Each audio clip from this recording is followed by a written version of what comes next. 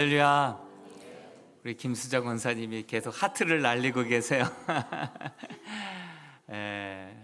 우리 가사 가운데 다시 태어나도 나는 찬양하리라, 그 고백이 우리 모두의 고백되기를 소망합니다. 오늘은 말씀의 능력과 이 찬양의 힘에 대해서 함께 나눠볼까 합니다. 하나님의 말씀은요, 어떻게 보면 폭탄으로 따진다면 벙커버스터 같은 그러한 위력이 있다라는 생각이 들었습니다. 지금 뭐 이스라엘과 팔레스타인 하마스와의 전쟁이 이제 그 레바논 밑에 있는 헤즈볼라랑 또 불이 붙어가지고 30년 이상 그 헤즈볼라를 이끌어왔던 수장 나스랄라가 지하 벙커에 그렇게 둥지를 두고 있었을 때 벙커버스터를 터뜨려 가지고 거기에 수장과 함께 그 지하 군사기지가 그냥 다 잿더미가 돼버렸죠. 벙커버스터가 뭐냐면 폭탄이 지상에서만 터지면은 건물만 손해를 입히는데, 이 지상을 뚫고 지하 12m, 20m에 있는 그 군사기지에 그게 들어가서 거기서 또 한번 터지는 거예요. 그러니까 거기 뭐 숨어 있는 수장들, 군사 시설들 다 같이 파괴가 되는 거죠. 그러다 보니까 반박도 못 하고 이제 그를 수십 년 동안 도왔던 이란조차도 눈치 보고 있는 것을 보게 됩니다. 그런데 우리나라에도 이 벙커버스터라고 하는 미사일이 있어요. 뭔지 아시죠? 이번 10월 1일 국군의 날 퍼레이드에 현무 미사일이 이렇게 딱 퍼레이드 하면서 이렇게 등장을 하게 됐는데, 이거는 이 벙커버스터의 위력의 10배라고 해요. 지하 100m까지 그것이 꽂혀 들어가서 거기서 또 터져가지고 지하 모든 군사 시설들과 뭐 김정은이 숨어 있으면 그곳까지도 그렇게 폭파시키는 그런 위력이 있는 현무 미사일이, 더 막강한 미사일이 있다는 거예요. 이제 그러한 중동의 정세 뉴스를 김정은도 봤겠죠. 그러다 보니까 신경에 막 변화가 있는 것 같아요. 오물풍선 막 보내고, 남북을 잇는 도로 폭파하고, 목선 탈북하는 군인들, 민간인들을 막기 위해서 목선 레이더망에 안 잡히기 때문에 목선으로 많이들 넘어오잖아요. 목선을 다 불태우고, 어민들의 유일한 생계는 배인데 그 목선을 다 불태우고, 막 지금 또 러시아하고 또 이렇게 군사 동맹을 확인하면서 파견을 하면서 뭔가 막 불안하니까 또 벙커버스터 우리 현무 막 미사일 보고, 야, 이렇게 손도 못 써보고 당할 수도 있다라는 생각에 감정이 이입이 됐는지 지금 굉장히 불안한 행보를 보여주고 있습니다. 근데 이 말씀이요, 이 벙커버스터와 또 같아요. 우리의 정말 굳게 닫힌 마음의 문, 또 위선, 우리의 정말 죄 감추는 기술, 이 모든 겉에 콘크리트와 같았던 모든 방벽을 뚫고 들어와서 마음에서부터 그 말씀의 위력이 터질 때에 진정 막 눈물이 나오게 되고 회개가 나오게 되고, 마음에서부터 사람들이 돌이키자 변화가 일어나기 시작하고, 이거 가지고 슬퍼하지 말아라, 오히려 기뻐하고 찬양하라, 그러면서 찬양의 놀라운 힘으로 폭발력 있게 변화되는 말씀이 오늘 우리가 읽은 본문의 말씀입니다. 오전에 말씀을 통하여서 벙커버스터 여러분들의 심령을 뚫고 말씀이 들어가서 그 안에서 역사가 일어나고, 그것이 회개와 눈물로 이어지고, 그것이 다시 한번 우리 삶을 변화시키는 하나님을 향하여서 참된 그러한 노래로, 찬양으로 바뀌어져서 우리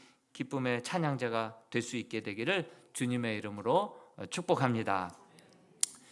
기준 없이 살아왔어요. 말씀 없이 많은 사람들이 살고 있어요. 믿는 자들조차도 성경을 펼쳐보지 않고, 기준 삼지 않고, 다림줄로 삼지 않고 기준 없는 삶을 살아갑니다. 감정 따라, 내 경험 따라, 내 생각 따라, 세상의 흐름 따라 기준 없이 살아갑니다. 말씀 없이 살아갑니다. 이스라엘 백성들이 자기의 삶의 결과가 말씀 없이, 기준 없이 살아간 그 삶의 결과라고 하는 것을 이제 뼈저리게 느끼게 되었어요. 그래서 허무함과 황폐함 그 자체를 절감하고 있었죠. 나라는 빼앗겼습니다. 그리고 성벽은 무너졌습니다. 성전은 회파되었고 성문은 다 불타 버렸습니다. 나라 주권도 없고 울타리도 없는 채 70년을 살아오다 보니까 백성들은 사방팔방으로 다 사로잡혀 가게 되고 흩어지게 되었죠. 또 백성들은 어디서든 나라가 없다 보니까, 울타리가 없다 보니까 계속해서 착취당하죠. 힘없는 어린아이와 여인들은 유린당했습니다.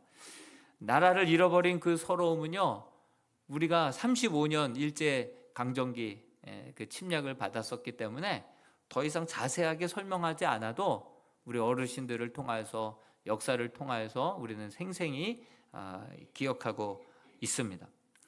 이때 탕자처럼 정말 그래도 내 아버지 집을 그리워하면서 이제 1차, 2차, 3차 포로 귀환이 70년이 지난 고레스 왕 때부터 이제 계속해서 1차, 2차, 3차 포로 귀환이 진행이 되죠. 고향으로 돌아왔어요. 고향으로 돌아왔는데 오래 황폐하였던 그 땅에는 자풀이 무성했고 무너진 성벽의 잔재들, 성전에 무너졌던 잔재들만 남아 있었어요. 그것이 빛바랜 흑백 사진과 같이 보면 슬픈 거예요. 보면 그립고 현실을 보면 암담한 거예요. 그리고 그 비어있는 황폐화된 그 땅에는 들짐승들만 주인이 되어서 그렇게 오며 가고 있는 것을 보게 됩니다. 그리고 지나가는 사람들마다 이제 손가락질합니다. 비웃습니다. 손을 흔듭니다. 울타리가 없으니 꽃감을 빼먹듯이 추수할 시기만 되면 북쪽에서 남쪽에서 양옆에서 그렇게 찾아와서 수탈해 가기가 일쑤였죠. 그래서 느헤미야 1장 3절에 이 느헤미야가 수상궁에 입궁해서 이제 나는 이제 허리 펴고 살만한데, 그런데 예루살렘의 동포의 이야기를 들은 거예요. 1장 3절을 우리가 다시 한번 기억하면서 읽어보겠습니다. 시작. 그들이 내게 이르되 사로잡힘을 면하고 남아 있는 자들이 거기에서 큰 환난을 당하고 능욕을 받으며 예루살렘 성은 허물어지고 성문은 불탔다 하는지라. 이 소식을 들으니까 이제 이게 거룩한 부담감이 됐어요. 이게 하나의 비전의 씨앗이 되었죠. 그래서 그 씨앗을 품고 왠지 모르게 잠이 안 오고 계속 거룩한 부담감으로 남아요. 여러분, 부담감이 사명이라고 말씀드렸죠. 그 부담감을 가지고 기도의 모판에 또 말씀의 모판에 저들이 돌아오기만 하면 땅 끝에 있고 하늘 끝에 있다 할지라도 저들을 다시금 회복시킬 것이다 라고 하는 하나님의 말씀의 모판에서 그래, 내가 이 사명 감당해야지, 하나님 은혜 주시옵소서, 내가 이 사명 감당하겠습니다 할 때 술 맡은 관원장이 됐잖아요. 그래서 그것을 자기 자랑으로 삼지 않고 사명으로 삼고 그것을 가지고 또 기도하고 품고 준비하다가 아닥사스다 왕이 먼저 왜 얼굴에 수심이 가득하냐 했을 때 하나님께서 마음을 움직이시고 기회를 주셨다 생각하고 잠시 하나님께 화살 기도를 드리고 그리고 왕에게 성벽을 재건하게 해달라고 부탁을 하자 조서를 바꿔가며 물건들을 제공해주며 왕의 그런 그렇게 통행증을 또 내어주면서 호위 병사들까지 붙여줘서 그렇게 성벽이 52일 만에 완공하게 되는 그러한 역사가 일어나죠. 여러분, 성벽 완공 자체가 목적이 아니었다라고 말씀드렸죠. 그러다 보니까 느헤미야 6장에서 성벽은 완공됐지만 그것으로 끝나지 않고 그 이스라엘 백성들의 마음이 여호와께로 돌아오게 하는 것이 그의 비전이었기 때문에 예배를 점검하고 그리고 이 8장에 가서는 하나님의 말씀을 다시금 기준으로 세워가는 그 느헤미야와 에스라의 모습을 보게 됩니다. 이제 예배와 그 말씀의 기준이 다시금 세워지게 되자 이제 이스라엘 백성들 가운데 놀라운 변화가 일어났는데요. 먼저 울타리가 이렇게 완공이 되자 이제 이 이스라엘 백성들에게는 이제 너무나도 감격스럽고 감사한 거예요. 말하지도 않았는데 일제히 너나 나나 할 거 없이 수문학 광장에 다 사람들이 나와서 모이기 시작하는 거예요. 성경을 보니까 일제히 모였다. 그리고 일제히 그 학사 에스라에게 율법책을 좀 읽어달라 오히려 부탁을 합니다. 제가 예전에 교육 전도사였을 때 이 말씀을 읽다가 이런 수련회 한번 해보고 싶었어요. 이런 수련회가 어떤 수련회냐면 아이들이 막 학원에 지쳐 있고 공부에 지쳐 있잖아요.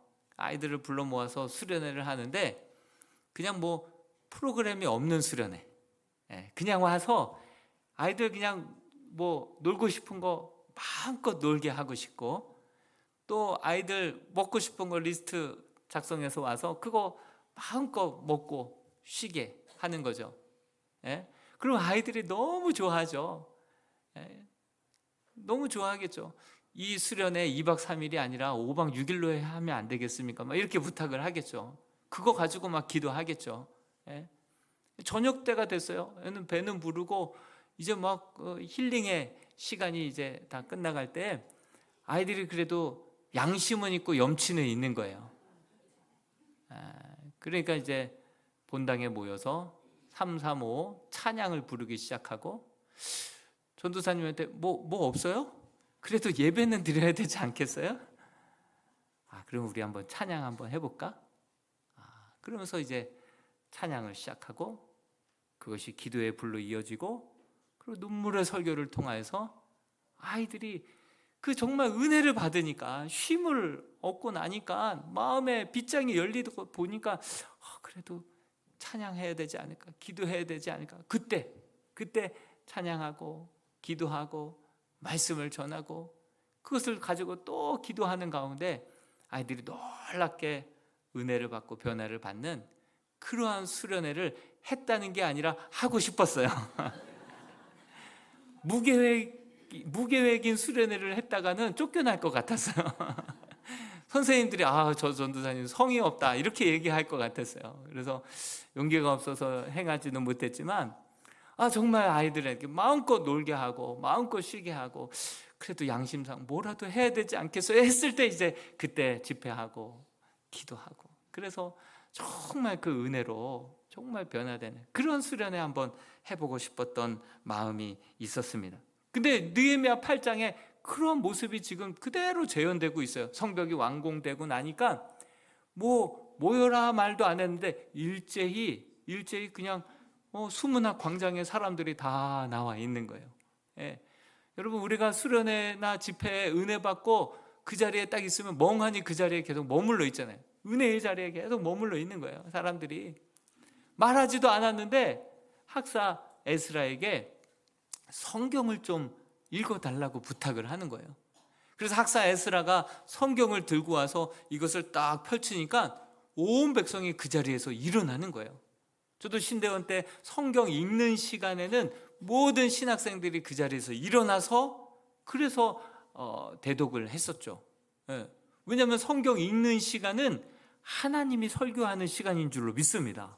그래서 설교 듣는 시간보다도 더 소중한 시간은 여러분들이 말씀을 직접 하나님께 듣고 읽는 시간이 하나님이 여러분들에게 말씀하는 시간이 되는 줄로 믿습니다. 그 말씀이 선포될 때 그 온 백성들이 그 자리에서 일어나게 됩니다. 그렇게 일어났을 때 이 에스라가 어떻게 했냐면 하나님 앞에 먼저 위대하신 하나님 여호와를 송축합니다. 여기서 송축하다라고 하는 말이 히브리어로 바르크예요. 바르크라고 하는 뜻은 꿇어 엎드려 그렇게 찬양하다라고 하는 뜻이거든요. 그러니까 이 찬양 말씀을 읽기 이전에 먼저 엎드려서 그렇게 완전히 부복하면서 그렇게 찬양하는 것은 정말 내가 이 말씀 앞에 납작 엎드립니다. 주의 말씀대로 되어지리이다. 이런 믿음의 고백을 가지고 먼저 하나님 앞에 정말 마음의 문을 여는, 하늘의 문을 여는 찬양을 드린 거예요. 여러분 셀 모임 하기 전에 찬양부터 드리잖아요. 먼저 하나님의 말씀대로 그대로 우리 삶에 되어지기를 소망합니다. 이런 마음으로 하늘 문을 열고 우리 마음의 문을 열기 위해서 찬양을 드리잖아요. 그렇게 찬양을 하자 온 이스라엘 백성들이 어떻게 화답합니까? 느헤미야서 8장 6절의 말씀으로 같이 한번 우리도 화답하는 마음으로 읽어보겠습니다. 시작. 에스라가 위대하신 하나님 여호와를 송축하매 모든 백성이 손을 들고 아멘 아멘 하고 응답하고 몸을 굽혀 얼굴을 땅에 대고 여호와께 경배하니라. 손을 들고 그 말씀대로 진짜 이루어지기를 소망합니다. 아멘 아멘. 우리 찬양대가 아멘 아멘 했던 것처럼 그 말씀들이 우리의 삶에 그대로 이루어지리이다. 그렇게 아멘 하는 거예요. 여러분, 마리아가 성령으로 잉태되어 동정녀 마리아가 예수 그리스도를 낳게 되잖아요. 그걸 천사를 통하여서 듣게 되었을 때 나는 계집종이오니 주의 말씀대로 이루어지리이다. 이렇게 고백했잖아요. 지금 그 찬양을 하고 있는 거야. 하나님의 말씀대로 내 삶에 이루어지기를 원하나이다. 이렇게 찬송하고 그렇게 성도들은 아멘 아멘 하면서 하나님의 말씀을 받을 준비를 하는 거예요. 기경을 하는 거예요. 그리고 다 같이 일어나서 새벽부터 정오가 될 때까지 하나님의 말씀을 그냥 읽은 거예요. 그냥 읽은 거예요. 바이블데이처럼 그냥 반나절을 하나님의 말씀을 읽은 거예요. 그리고 그 읽은 말씀을 가지고 학사 에스라가 그 말씀을 풀어서 설명을 해줍니다. 그러자 여기저기서 흐느껴 울기 시작합니다. 여기저기서 울기 시작하는 거예요. 여러분, 우리가 하나님의 말씀을, 계명을 지켜 행하겠습니다. 그렇게 찬양으로 결단하고 다짐했다라고 했죠. 그게 바르크라고 했죠. 근데 거기에서 버락이라는 말이 나왔어요. 버락 오바마 아시죠? 버락 오바마. 그 버락이라는 말은 복이라는 뜻이거든요. 복. 그러니까 하나님의 계명대로 이루어지리이다. 그대로 내가 준행하겠습니다. 그렇게 고백을 하게 되면은 하나님께서 주의 계명을, 율례를, 그 법도를 지켜 행하는 자에게 하나님께서 뭘 주시겠다 약속하신 것이 성경이냐면 복을 주시겠다는 것이 성경 말씀인 거예요.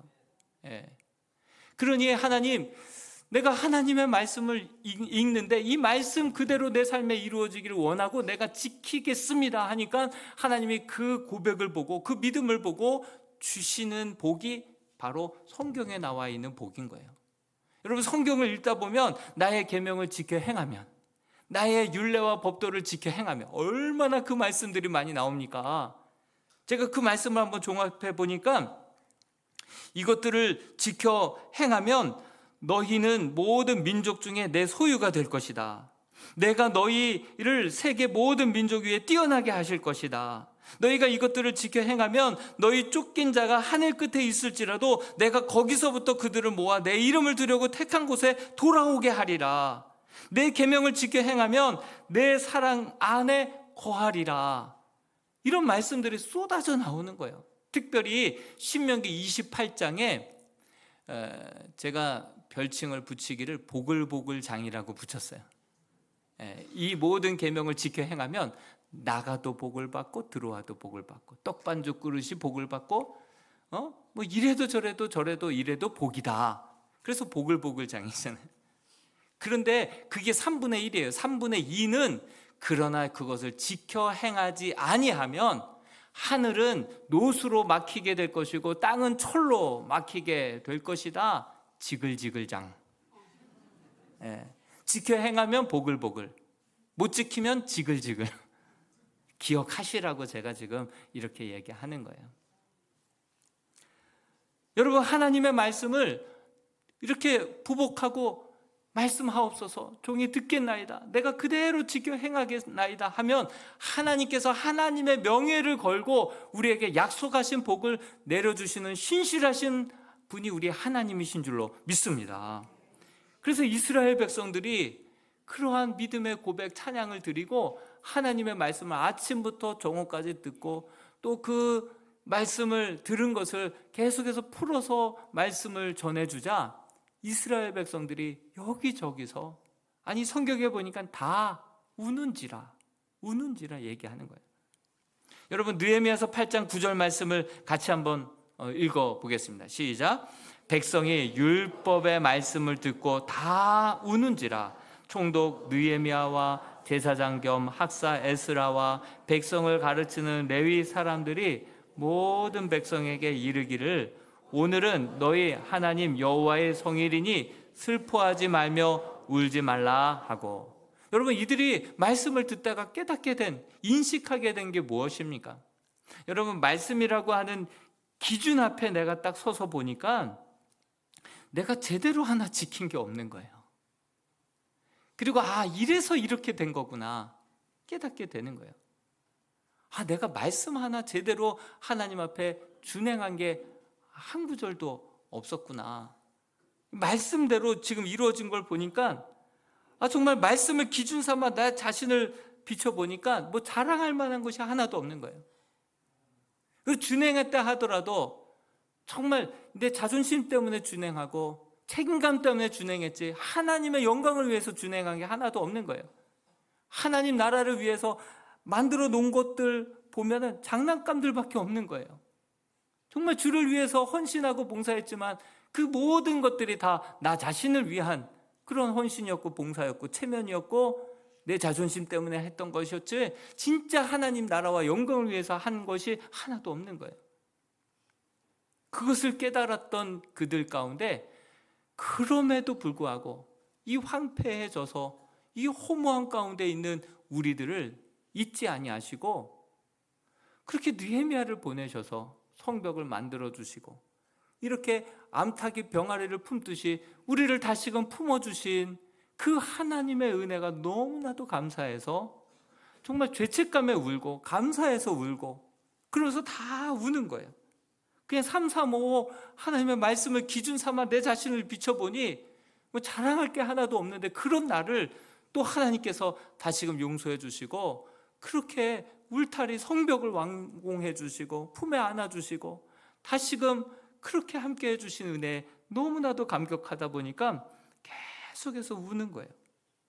여러분 우리도 지금도 이러한 은혜를 우리도 지금 받고 있는 줄로 믿습니다. 여러분들 한번 생각해 보세요. 말씀대로 제대로 지키고 내가 이 구절 지켰다 이 구절 지켰다 자신 있게 얘기할 구절이 어디 있습니까? 기껏해야 주를 위해서 했던 봉사라고 한다면 그냥 이런저런 조금 만들다만 장난감들밖에 더 있겠습니까? 드러낼 게 없는 거예요. 자랑할 게 없는 거예요. 그런 나를 위하여서 대신 예수 그리스도께서 이 땅에 오셔서 나의 모든 죄와 그 연약함과 그 상처와 아픔들을 다 짊어지시고 십자가에 못 박아 죽으시고 다시금 부활하심으로 말미암아 하나님 앞에 당돌하게 주의 자녀로 다시금 설 수 있도록 만들어주신 분이 우리 예수 그리스도이신 줄로 믿습니다. 그 복음을 우리가 생각할 때 우리가 울지 않을 수 없는 거예요. 감사하지 않을 수가 없는 거예요. 이런 나를 다시금 자녀 삼아주시고 흐르는 눈물을 닦아주시고 그 상처를 치유해 주시고 다시 시작할 수 있는 은혜를 주시고 기회를 주신 그 예수 그리스도 그 복음 앞에 우리가 놓이게 될 때 울지 않을 수가 없는 거예요. 감사하지 않을 수가 없는 거예요.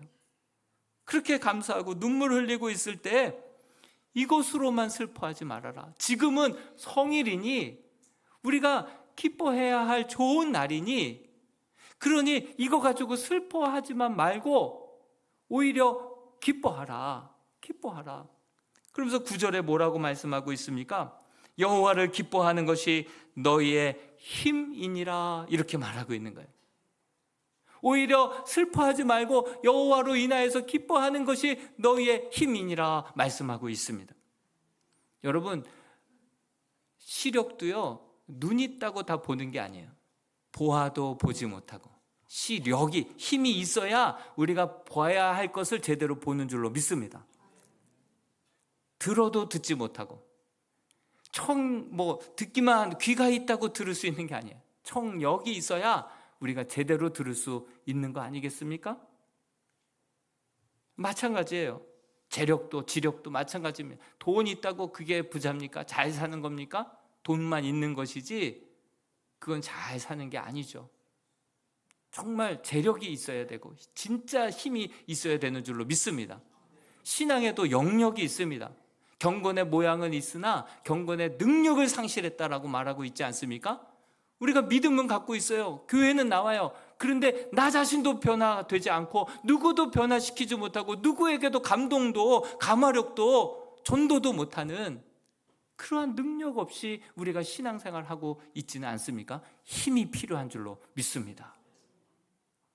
그 힘은 바로 그 복음을 통하여서 우리에게 주어지게 되고 약속하신 성령을 통하여서 우리는 그 힘을 얻게 되어서 그 힘이 부어지게 될 때, 그 힘이 주어지게 될 때, 그 은혜를 깨닫게 될 때 어디선가 모르는 기쁨의 힘이 우리 안에 넘쳐나서 하나님의 말씀대로 살아낼 용기가 생기고 주의 말씀을 부끄러워하지 않고 전할 수 있는 그 순종의 마음이 그 가운데 부어지게 될 줄로 믿습니다. 이것이 정말 여호와를 기뻐하는 이것이 그 복음이 바로 기쁨의 소식이고 우리가 찬송해야 할 노래인 줄로 믿습니다. 선한 청지기 교회 손병주 목사님이 간증을 했는데 그 영상 간증이 있는데 시간이 없어서 제가 잠깐만 언급하고 마무리하겠습니다. 그 아버지가 빚에 쫓기면서 그 빚을 갚는다 하다가 55세의 연세에 간암에 걸리셔서 돌아가셨어요. 그리고 그 절망의 순간에 그래도 믿음이 있었기에 교회에서 돈을 모아서 유학을 보내줬어요. 그래서 유학 가 있는데 그 남은 빚을 떠안고 어머니가 또 끙끙대다가 어머니도 갑자기 뇌출혈로 돌아가셨어요. 그리고 다시금 귀국해서 어머니 장례를 치르고 돌아왔는데 이번에는 셋째 아들이 자폐아 그 진단을 받은 거예요. 그러니 이거는 너무 무너지는 거예요. 감당할 수가 없어요. 하나님, 나는 여기서 끝입니다. 하나님, 고쳐주시든지, 하나님 데려가시든지, 하나님, 나는 이제 더 이상 끝입니다. 그렇게 기도할 때 순간 십자가가 딱 떠오른 거예요. 여러분, 십자가는 내가 끝나는 그 자리이지만 하나님의 구원이 시작되는 자리인 줄로 믿습니다. 나는 죄로 인하여서 나는 여기까지입니다. 내가 끝입니다. 나는 끝났습니다 하는 그 순간 하나님의 구원이 시작되는 자리가 바로 십자가라는 사실을 깨닫게 된 거예요. 그러다 보니 이 자폐아 아이는 하나님께서 주신 짐이 아니라 나에게 주신 선물이다라는 것을 깨닫게 되고, 그것을 깨닫고 나자 보니까 정말 사랑하게 되고 감사하게 되고, 그러다 보니까 그 교회가 정말 그런 지체 장애 우들을 정말 왔을 때 환대해주고 잘 보살펴주고 정말 선한 청지기와 같은 교회로 완전히 탈바꿈 되게 되어서 부흥 성장하게 되었다라고 하는 간증이 있습니다. 여러분, 복음을 만나게 되면 다시금 세상을 이길 수 있는 힘이 생기게 될 줄로 믿습니다. 하나님께서 비를 안 내려주신 것도 아니고 우산을 주신 것도 아니래요. 그 주님께서 비를 맞고 계시면서 나와, 우리 같이 맞자. 내가 대신 더 맞아줄게. 같이 막 가면서 그러면서 놀라운 하나님의 은혜와 섭리를 그렇게 자랑하는 그러한 주의 종이 되었습니다. 그는 고백합니다. 내 뜻대로 된 거 하나도 없다. 그러나 내 삶에 주의 뜻이 안 이루어진 게 하나도 없다. 이렇게 고백을 하더라고요. 여러분, 오늘 우리가 부를 그 찬양제를 통해서 진정 내가 이제 내 인생 여기서 끝났다. 난 더 이상 한 걸음도 나갈 힘이 없다. 바로 그때가 바로 하나님의 구원이 시작되는 그 순간이라는 사실을 기억하며 정말 나 같은 죄인 살리신 그 은혜에 감격하여서 우리의 노래가 슬픔의 노래가 아니라 기쁨의 노래, 감격의 노래, 정말 은혜에 겨워서 터져 나오듯 올려드리는 그러한 찬양으로 영광 돌릴 수 있는 그러한 우리의 남은 삶이 될 수 있기를, 그러한 찬양제가 될 수 있기를 주님의 이름으로 축원드립니다. 우리 같이 한번 기도했으면 좋겠습니다.